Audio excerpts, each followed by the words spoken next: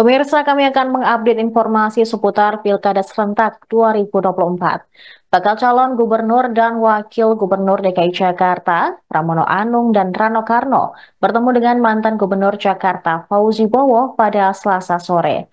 Pertemuan tersebut digelar di Museum MH Tamrin, Jakarta Pusat. Berdasarkan pantauan Tribunnews di lokasi, Pramono dan Rano tiba sekira pukul 16 waktu Indonesia Barat. Fauzi Bowo atau Foke juga sudah tiba terlebih dahulu, lalu menyambut kedatangan keduanya. Foke langsung menyambut Pramono Rano di depan pintu museum.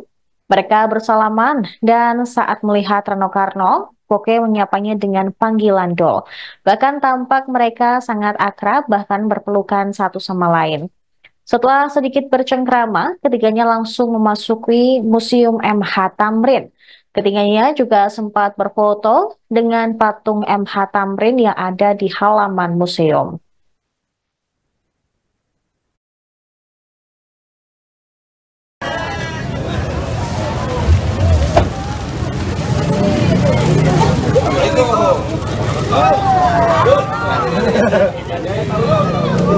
Anak sekolah.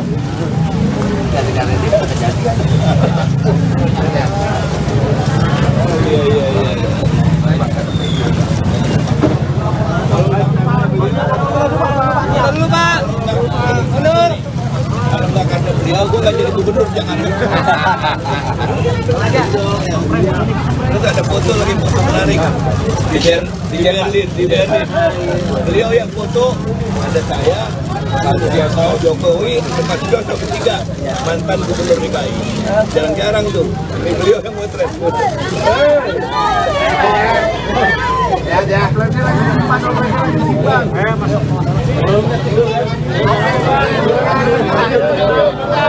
Di dalam udah stempel.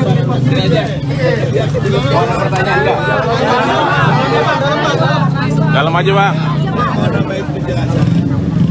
Hari ini saya bersyukur.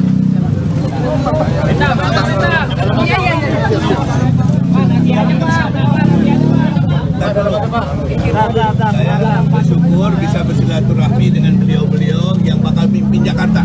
Amin. Amin. Dari media kita dengar bahwa beliau mencari informasi sebanyak mungkin, ya, menemui orang-orang yang menjadi source person. Dan alhamdulillah hari ini saya bisa. Terus untuk pertanyaannya, kenapa ketemunya di sini? Bener nggak? Nah, salah satu kesempatan yang baik ini saya mau manfaatin juga untuk memberikan informasi, tapi sekali juga mengajak beliau-beliau ini untuk lebih mengenal kota Jakarta. Udah kenal kota Jakarta, saya tahu ya, sejarahnya, ya, struktur ekonominya, masyarakatnya, ya termasuk masyarakat Betawinya. Ya. Kalau Sidul sih nggak usah dikenalin. Jadi, nah di dalam perjalanan sejarah Jakarta ini nggak ada kota yang lebih banyak syarat dengan muatan sejarah bangsa ini selain Jakarta.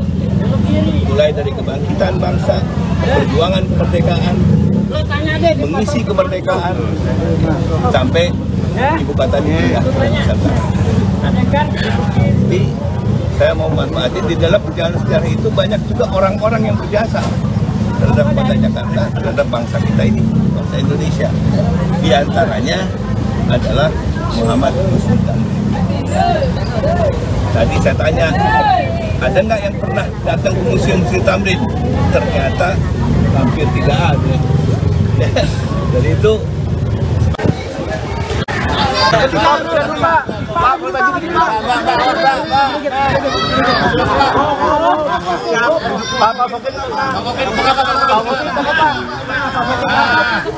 pengantin jangan dipisahin. Pak, sambil bincang-bincang, Pak. Sambil ngobrol, Pak. Biasa lah terus terang saya sama Bang Mokel ceritanya panjang. Mantan Gubernur DKI Jakarta Fauzi Bowo mengajak Bacagub dan Bacawagub Jakarta, Pramono Anung dan Rano Karno ke Museum MH Tamrin pada Selasa sore.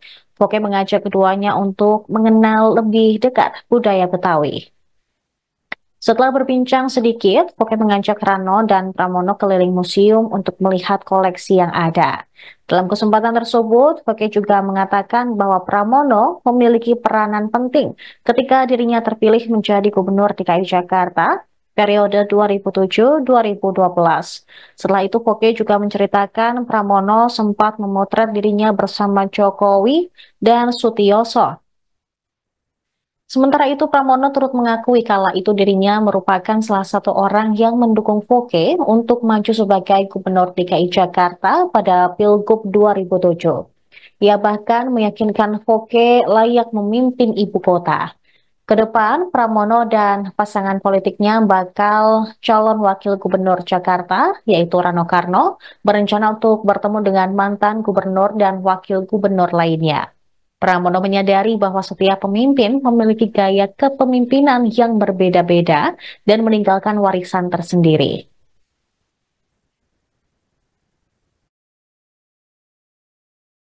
RW 2,5 juta. Kalau kami diberikan kesempatan, saya langsung aja membantu bilang kalau biayanya hanya sekitar 68 miliar per bulan.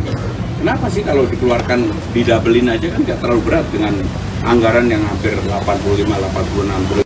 Saya yakin ini pasti akan terus meningkat. Maka mudah-mudahan di era kepemimpinan kami kalau diberikan kesempatan yang namanya biaya operasional untuk RT bisa didabelkan menjadi 5 juta, RW menjadi 5 juta, dan itu jumlahnya tidak terlalu banyak.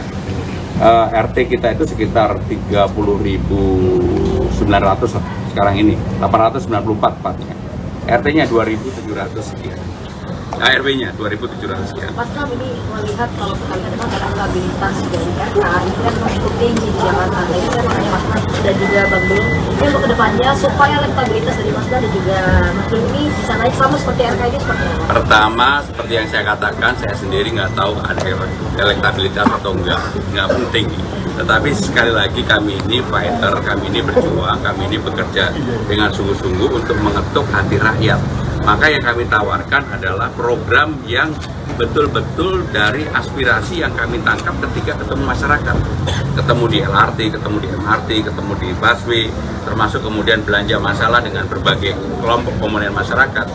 Itulah yang saya yakini dengan pendekatan problem solving terhadap persoalan masyarakat lebih berguna, lebih penting dibandingkan hanya dengan kampanye atau program yang katakanlah bombastis. Kami nggak akan yang bombastis, tetapi yang bagaimana bisa dirasakan secara langsung oleh masyarakat.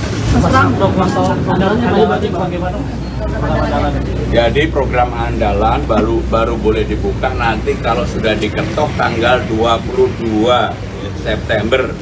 Sekarang ini belum boleh dibuka, nanti kalau dibuka disemprit sama KPU. Terkait miliar di Jakarta ini kan jadi satu masalah ya. Kira-kira dari mana seperti apa?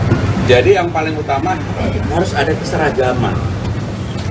Dalam semua persoalan itu harus ada keseragaman dan pemimpin itu berani memutuskan. Saya terus terang kalau diberikan kesempatan, contoh kemarin soal Tanjung Priok, di mana supir semuanya mengeluh trailer ini kan tidak bisa nunggu terlalu lama, ada ganjil genap dan sebagainya. Maka kalau diberikan kesempatan kami berdua dan juga tentunya kami akan mohon nasihat kepada Bang Foke, keberanian untuk memutuskan itu ada, termasuk urusan parkir. Sekarang kan udah era digitalisasi, semuanya harus dilakukan secara begitu. Nggak bisa katakanlah memberikan ruang kepada seseorang parkir liar. Kalau itu ditertibkan, semua orang nurut. Selama yang mengelola parkir liar juga dilibatkan untuk penyelesaian pengembangan persoalan parkir di daerah itu. Mas Pram, tapi bukan premanisme ya, itu kita lawan. Mas Pram, ini kan waktu zamannya Bang Foke itu kan optimalisasi transportasi umum itu kan yang paling gencar tuh ya, lewat MRT, terus habis itu optimalisasi bus Transjakarta. Nah ini gimana nih kalau dari dialog tadi, ngobrol-ngobrol, transportasi di Jakarta ini mau diapain lagi? Jadi persoalan yang paling rumit di Jakarta selain transport udara dan juga air dan banjir, tapi transport ini menjadi persoalan yang cukup serius. Bang Yos Bang Foke sudah meletakkan dasar dengan Transjakarta, kemudian dimulailah ada LRT, MRT dan sebagainya. Ini sebenarnya pembahasannya bukan sekarang, ini sudah ada sebelumnya, tapi dieksekusi pada eranya Pak Jokowi. Sehingga dengan demikian, apa yang sudah baik kita teruskan, apa yang kurang misalnya ingin seperti kemarin saya sampaikan. Sekarang ini kan problem utamanya frekuensi. Kalau pagi sangat padat, transportasinya kurang. Mau KRL, mau busway, mau MRT kurang, termasuk ketika orang pulang kerja. Tapi jam di tengah-tengah itu banyak kosongnya. Nah, pengaturan seperti itulah yang harus diatur.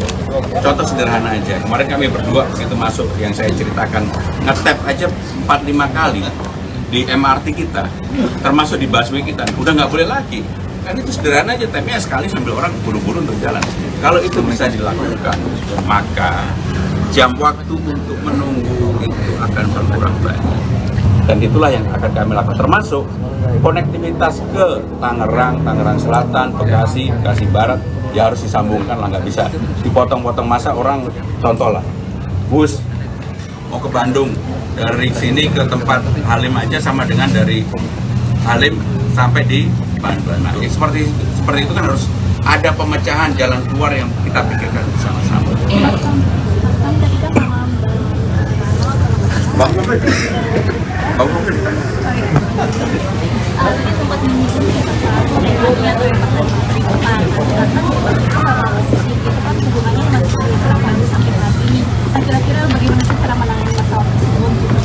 Kalau hubungan Jackmania sama Bobotoh itu urusan Jackmania sama Bobotoh.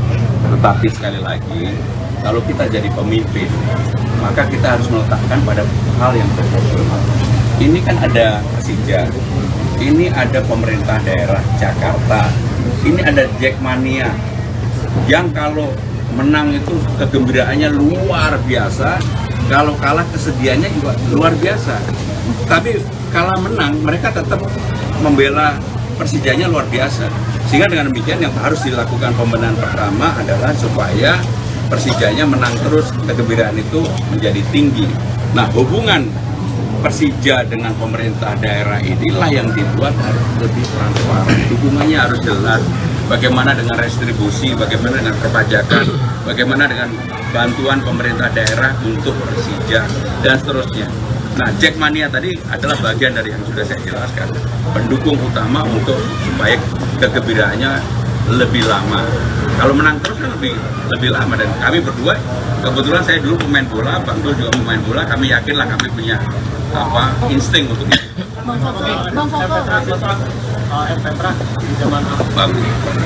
Bang Foke, dalam pertemuan tadi kan udah ngobrol-ngobrol di dalam. Nah, apa yang bisa disarankan terutama jalan awal nanti jadi DKI 1? sampai kanan dijum aja dong. HP-nya dijum aja. Yang sudah sangat tepat. Dalam konteks ini saya mau, beliau sudah mengutarakan bahwa pembangunan itu harus berkesinambungan dan harus dilihat dengan kacamata yang berkesinambungan. Ya. Apapun tidak akan selesai pada saat beliau dilantik, nanti diberi kepercayaan, dilantik, mulai dilantik dan kemudian pada saat beliau selesai masa jabatannya akan bisa tuntas. Belum tentu. Ya. Jadi itu sebelum kita memulai sesuatu, ini kan ada prolognya tolong dipelajari dulu. Sehingga kita paham apa permasalahannya dan kemudian bagaimana kita lanjutkan. Yang buruk nggak perlu dilanjutkan, tapi kalau yang sudah baik saya kira itu yang menjadi tanggung jawab kita bersama. Juga masyarakat untuk mendukung. Itu saya kira satu hal yang sangat positif dan detailnya nanti tanyakan pada beliau. Tapi yang jelas ini merupakan satu modal yang saya sangat baik, sangat positif untuk Kota Jakarta.